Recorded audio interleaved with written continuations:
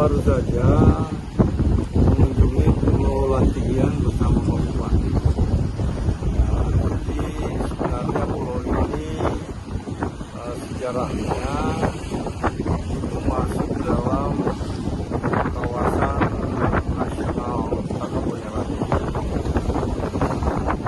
Ya, kebetulan ada masyarakat saya bersuara orang Jawa. Itulah yang mencoba menegosiasi dengan Pak Desa. Ya. Tapi saya kira semuanya bisa kembali ya secara utuh, dan sekarang dalam proses hukum ya.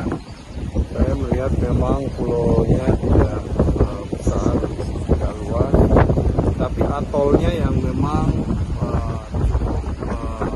menarik ya.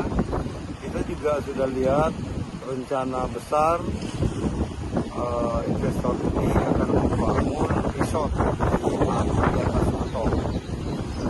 Jadi Pak Bupati Selayar juga sudah mengantisipasi supaya tidak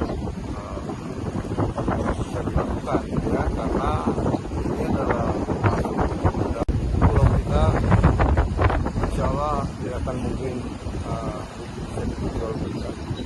Dan kepada seluruh masyarakat, saya berharap Taman Nasional